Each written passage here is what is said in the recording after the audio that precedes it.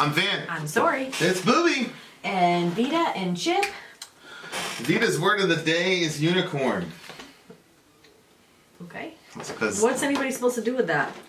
Did I say Vita or did I say Booby's word of the day? I don't know. I mean, I don't know what people are supposed to do with it. They're so just, I mean, the people want to know what the word of the day is. well, be happy. That made sense. Unicorn. Unicorns make people happy. What are you talking about? That's true. Girls love unicorns. Shout out to Dan. Who? Dan? Who's that? Uncle Dam's dumbassery. He's got unicorns all over his shit. Oh, yeah. Shout out to the big homie.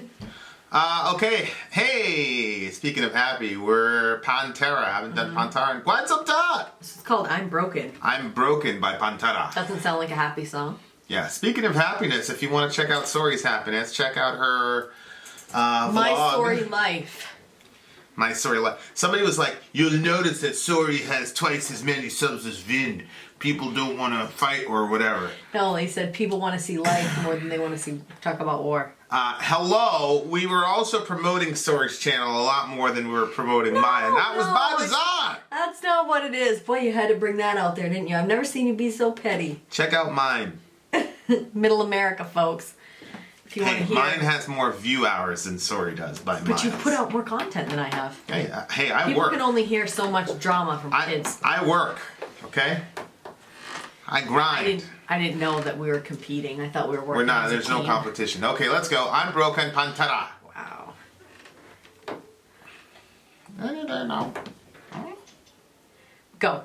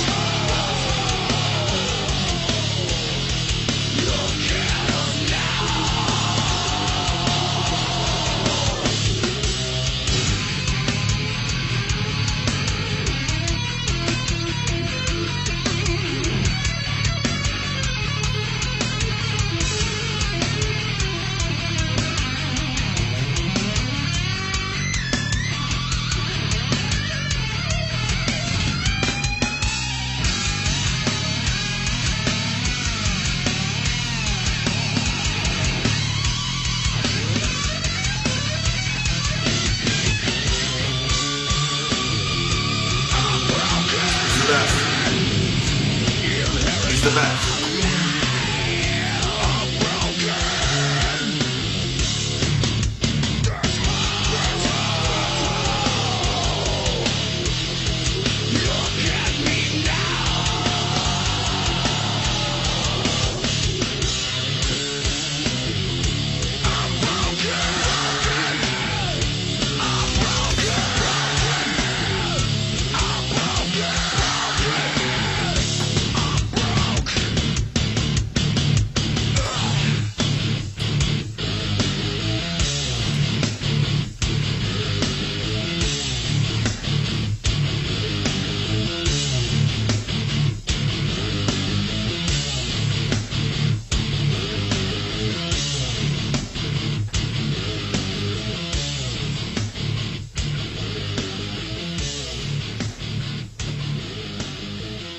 ba, ba, ba, ba, ba.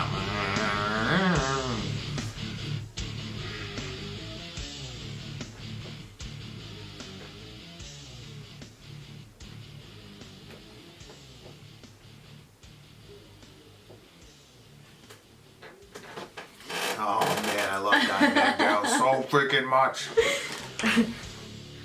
He's the best, man. They're really good at what they do. He's the best. You know what? Phil Anselmo Yeah. is probably the most underrated writer I've ever seen in this whole thing. Really? I don't really hear a lot of people giving him props. And a lot of, like, even me, like, what was that song? It was the Wash Away one when it was like, it was talking about the floods. Yeah. And the way that he crafted that song and the way that he did the verse was extremely unique. It was like very, very different. And this one, like the there was some uniqueness in the middle again. yeah, the cadence here was like off and stuff, and it was really. I'm like, and then lyrically, he's very smart. We're gonna get into the lyrics in a second, but he's I think that Dime is just such a huge character and huge talent that it's almost like, You missed you know, Phil. Scottie Pippen and Michael Jordan. You know? Yeah. Like Michael Jordan, I mean, he's just such a big. I mean, anytime you run into somebody who's like literally the best. Yeah. And I think Dime is literally the best. Right. At metal. I'm not talking about like being a guitar virtuoso, you know, Ingrid Malmsteen or, you know, Steve Vai or something. I'm talking about metal and like making heavy metal. He's the best. Right. Guitar-wise, he's the best. So it's like, I just think that probably Phil didn't get the respect that he deserved because he was playing with Michael Jordan. That's unfortunate. I wonder if he ever like felt like expressed that. I mean, I don't really know much about Pantera, but to me, I've listened to about 6 or 7 of these songs for this channel, which are all the songs, except for the Walk one. Whoa, what are you talking? Everybody on the planet's heard that song.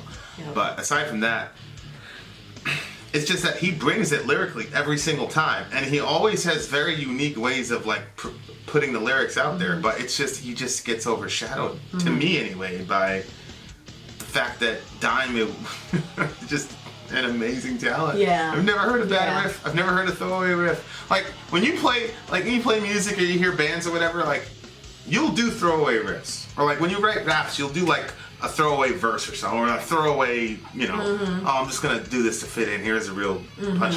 But like, there's no throwaway anything with Dime. He just, boom, he's perfect. He's on 10. So it's hard because, you know, Phil, you know, and then he's got the drug issue and stuff like that. So I guess he doesn't get taken as seriously as he should be. But I think he should be taken serious as a lyricist and as a and maybe it's the producer, because the producer works with arranging. You know, where you put, you know, certain aspects of the sections of the segments of the song. Yeah. But not to this degree, because it's over multiple albums. Right, where exactly. He's done this. Yeah. Like, so shout out to Phil. We probably are going to try to get an interview set up with Phil pretty soon here, because I think we'd have a lot of interesting stuff to talk about. I would say so. So, shout out to the big homie Phil Anselmo. Much credit to you, my guy. All right, let's look at the lyrics. What did you think it was about? I had no clue. I was having a hard time to keep caught up because I was like listening to the music and then it was just like a lot. I wonder if we'll smile in our coffins while loved ones mourn the day. The absence of our faces, living, laughing, eyes awake. Is this too much for them to take? Too young for one's conclusion, the lifestyle one. Such values you taught your son. Jeez, man. You know, he's talking about being dead, and you know, obviously it looks like it's talking about. He's saying, "Are we gonna smile about it while they're all sad?" Right, like he's dealing with, but it looks to me about, at least this verse is about dying young due to the rock and roll lifestyle. You know, and too young for one's conclusion, the lifestyle one. Right. So. Their life is concluded, the lifestyle beat them, and you know, such values you taught your son, which is probably an ironic statement because they probably didn't teach them to live like Yeah. that. See what I'm saying? Yeah. So, of course, the irony, in every Pantera song now is like the overshadowing fact that the guitarist and the drummer are both dead. I mean, I know. the whole smelling in your coffin's too soon thing. Yeah. It's just really, Yeah. terribly ironic. But, these lyrics with Phil were just crazy. One day we will all die, a cliched fact of life. Force-fed to make us heed, inbred to sponge our bleed. I didn't understand that part. Every morning, leaking rubber, a poison apple for mingled blood. Good Lord. What? Well, I mean, the leaking rubber. Is that A rubber is slang for a condom. I just because you went, ugh, that's the only reason why I knew. So, well, I think what he's saying is one day we'll all die. So, like, the specter of death is something that people bring up. And he's saying that that's force-fed to us to make us heed. Yep. Inbred to sponge our bleed. When you're bleeding and you have a sponge that kind of like keeps it in check. And so it's like people use our mortality to kind of control our lifestyle. It's forced upon us to make us heed. Heed what? You got to live a certain way. Don't do this because then you're gonna die and get off drugs. You're gonna die. Don't live a promiscuous life. You're gonna die. Don't drive too fast. You're gonna die. I see. You see what I'm saying? Like, don't eat too crazy. You're gonna die. So it's like the specter of death is force-fed to us, but it's also internally too, because he says inbred. So it's one of those things where it's like, you can't escape that threat of death, and that it dictates a lot of what people do. But if you're the type of person that's like, I've got a certain type of lifestyle I want to live, the irony of this whole thing, and I'm glad he's still with us, but of all the members of Pantera, if you were to say to yourself, this guy's not going to make it to 45 or whatever, or however, you'd say, oh, Phil.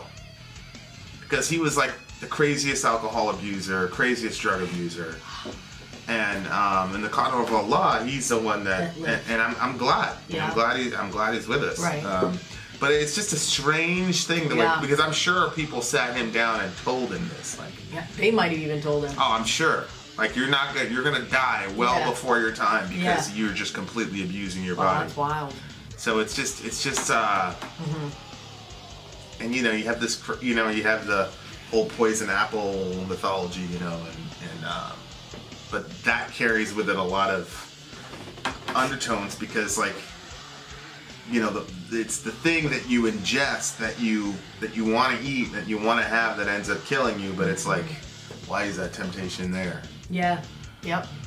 Too young for one's delusion, the lifestyle cost. Venereal mother, embrace the loss. Good Lord. So, initially, that little pre-course thing was too young for one's conclusion, the lifestyle won. Such values you taught your son. But here, it's too young for one's delusion, the lifestyle cost. Venereal mother, embrace the loss. I mean, he is such a good lyricist here. So, he's saying that the lifestyle cost you your life, and now your mother has to embrace the loss? Right. Oh, Right. That's sad. Yeah. And, you have this delusion. I can't imagine. I was listening to Shannon Sharp, and he was talking about how the dude from the Steelers, AB, Antonio Brown, he got pulled over for going 100 in like a 35. Yeah. And Shannon Sharp was talking about how, well, I can't judge him because when I was young I did the same thing. Right. And he goes, flat tire, person pulling out in the corner, everybody's dead. He's like, you just don't think about that. That's a delusion. That's a delusion of youth. Yep. You're just deluded. You think you're gonna live, and it doesn't matter what your culture is. If you're when you're in a band and you're at the top of your game. If you're a football player and you're at the top of the game. Yeah. If you're in the military and you're at the top of your game. Yeah. It doesn't matter. You're at the top of your game. You think. Yeah. And you're young. You feel invincible. Well, I mean, in some contexts, people tell you you're invincible. Yeah. Yep. Certain branches, like in the military, like you train so hard that you end up believing like that. Like one guy, he was like, he shot me, and he sounds shocked. Oh my gosh. It's like the bullet's gonna go, oh, this guy's deaf group. I'm gonna go back to the regular fella. You know, like, it's like, yeah, dude, you're shot. You're hit. Yeah, let's go. But like, Wow. you know, it's very, yeah, good Lord. That's how, look at you now. Did you ever do that? Drive stupidly fast? Oh no, that wasn't my thing. I didn't think so, because never you did weren't that. driving until you were like more mature. Really? Mature. Isn't that what you said that you wait when you got pregnant with Dorian? Yeah. That's when you got your car. So you were like, okay, I have to I mature. never did So the you car. weren't going to I drive never did stupid. the car. Well, the car wasn't even on my radar until I got up to Maine, and then you hear about all these kids that died. You know, a whole plaque on the wall in school. These kids that died in car accidents. Well, we had kids that died in our school, but it wasn't car accidents. Right. So, yeah, that was my experience with like thinking about cars. I was like, shit, people are dying. And then I thought to myself, all the stuff that I made it through, I am not gonna die in no car accident. I tell you that right now. Not gonna happen. So, yeah. I can't believe I didn't die like that. Ah, I know, especially you. I remember one time I was like very suicidal. I was a teenager. I had to go up to my grandparents' camp for something. And Route 4 is like, it's a spot in Maine and there's like tons of accidents. And so I don't even know if I needed to go there or if I made the trip there because I was hoping that I would die on the way. I've told you this before, I thought. And so I hopped in the car, and that time I had like decided I was gonna be anorexic. I don't know what was going on, but so I hopped in the car and I was flying, like, and the roads are kind of curvy at spots. And then there was somebody in front of me and I wanted to go around them. And so when I went around them, they sped up and they wanted me to back down and go behind them. Well, I was suicidal, so I wasn't gonna do that. So I kept gunning it, and there was a tractor trailer truck that was coming toward me, and I was in their lane. He was blaring his horn, and that person wasn't slowing down, and I wasn't slowing down, and then all of a sudden that person backed out, and then I zoomed in. But like, had no, you know what I'm saying? Yeah. And when I zoomed in, then I kind of felt really shaky because it was like, whoa, like, wow, I almost died, you know? And then, you know, I drove there, nothing happened. Drove back, nothing happened. But I was still, you know, I don't know. It was the grace of God, you know what I mean? Yeah. Because by all rights, you know, I was passing crosses all along the way where all these accidents had happened on the route. Jeez. And I just wanted one of them to be mine. It was wild. And nobody knew. Like, nobody knew I was like that. Like that. Like, my mom knew at one point when I was suicidal. But it was extremely obvious. But at that point, nobody had any clue. I didn't even really, like, know it was a problem. You know?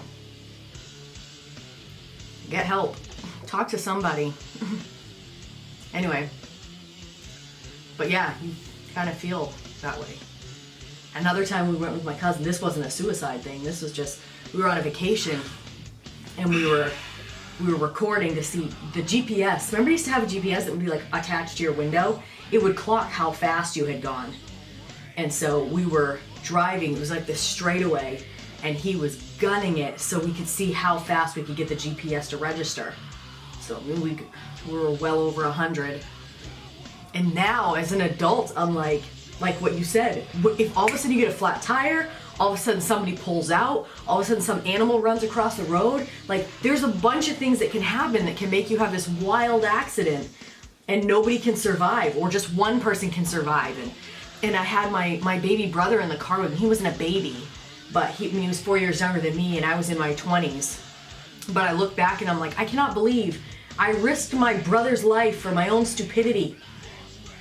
The ignorance of youth, man. Yeah, you're young. You just... Fine, if I was in the car by myself, but like... No, That wouldn't have Well, been not funny, fine, huh? but you know what I'm saying? Like, who does that? Like, No. That's how. Look at you now. You know, What? life doesn't. I mean, I think that's the whole, delusion of youth and all that, and then that's how. Look at you now. yep, You're broken. yep. Inherit your life. You're broken. Wow. That's crazy. Yeah.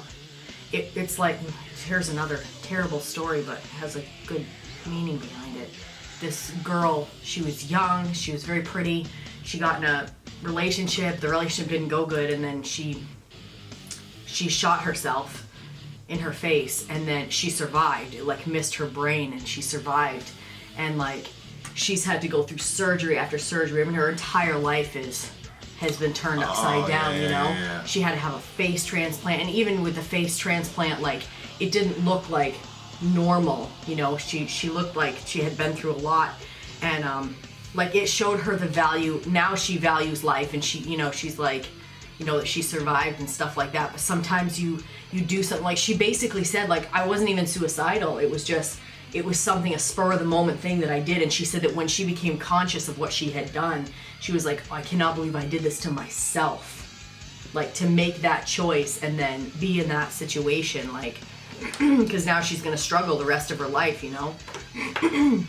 She wants to have a family, and but in a world of superficial, people have a hard time to look past what they see on the outside to embrace what somebody has on the inside. Not that it can't be done, but it does make it more difficult. Like, you just start off, there's the refrain of you're broken, I'm broken. Yeah. Life kind of, you got to really, really live life intentionally for it not to break you. Mm-hmm. At the end, he says, I'm broke. Yeah. Like, broken to me sounds like, I'm broken, help me, let's get it repaired. Yeah, it's but I'm broke that's it. Yeah. Yeah. And you kind of feel like that sometimes with age. Like, I don't know about you, but like, just, there's some things that just feel like, wow, I don't know if I can come back from that. Do you ever feel like that with some stuff? I'm sure you do. Well, not with age per se, but with, Well, I'm saying age because age has brought about. But time, time goes on, and you're like, you lose this person, this happens, and But I'm very intentional about a lot of things, and that's why I always talk about being clear-eyed. Yeah. Because you can kind of predict what people are going to do, but yeah, if you're not, and of course, my faith is obviously, one of the things where it's like I said, you just, the symbol of our religion is a cross. Right. So it carries a bunch of utility, and it's yeah. So it there's a long-standing tradition of the righteous sufferer within Judeo-Christian thought. Yep. And so I've never had a moment in my life when I didn't have one of those examples floating around in my head, So, but at the same time, I did have gaps where I wasn't walking with God or practicing my faith, whatever people want to call it. Right. And in those gaps, it wasn't good. Because, I firmly believe that on the one hand, this might sound pessimistic, I'm broke, but on the other hand,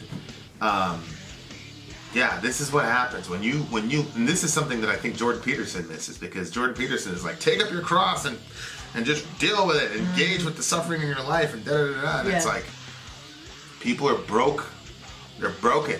Yeah. You're telling them to carry their cross with broken knees. They can't do it. Yeah. And so there is this very strong tradition of God's strength being perfected in your weakness and your understanding that you need power outside of yourself to go on. And I think that was something that I had to learn as I was walking my faith. It's like admitting that, okay, Vin within himself cannot do this. Yep. Because I had this whole concept of self-reliance and realizing that, no, I needed my faith. I needed God. I needed the concept that you're being carried and the concept that you can't do it on your own. Yeah. And that, I think, is one of Peterson's biggest misinterpretations. When Jesus tells you to carry the cross, he's not doing it because he's saying, yeah, I did it, now you do it. he knows very well that you're going to faint under the weight of the cross. And the way that I know that is because when he was carrying the cross, he fainted on the weight, and he needed somebody to carry it. Right. Right. So when he's saying, take up your cross and follow me, and then he faints under the weight of the cross, that means he's saying, you can't do it yourself. So if Jesus can't do it himself, who the hell is Jordan Peterson to tell us? Right. I love him, but he's wrong. I love you, but He's wrong. He's wrong on that one. But he's not conversant with the details of the Bible. Right. Yeah. So he's not able to make those connections. He's a student at this point. But that I think that's important. I think recognizing that you're broken, recognizing that you have weaknesses that you cannot overcome by yourself. And if you don't have a theistic perspective of the world, you better find some way to find some system of thought where you can get outside help. Yep. Because everybody needs it. I don't care. I don't care who you are. A lot of people like to, religion is a crutch. Yes, absolutely. People with broken legs need crutches. Right. Right. And newsflash, we all have broken legs. And if you don't have broken legs, it's because you've never walked around on this planet. And you haven't done it long enough. Yeah. This planet will break your legs. You got a wheelchair hiding somewhere. Believe me, this planet will break your legs if you're, unless you're hanging out in your bed the whole time. Right. In which case you're atrophied. Either way, you need help to walk. So I think the message of the song, it appears negative and pessimistic, but I also think that it's kind of like I don't know if it's a precautionary tale, but it is a very good observation of the human experience. Like, look, you want to live young and fast and whatever, go for it. Yeah. It'll break you. Yep. Yep. And of course, there's no solution offered in the song, but I do think that the song itself is the solution, which is to say, I'm broken. There's parts of you that are broken that need fixing. So, what do you give the song? Probably like I'm between like an 8.7 and a 9. I got a 9.2. Okay, 9. Shout out to my man Danny Hodge. Just called me a speciesist. Oh. It's speciesism, no different than racism, sexism, and ageism. The irony of that statement. All right, well, Vin out. Sori out. Gone.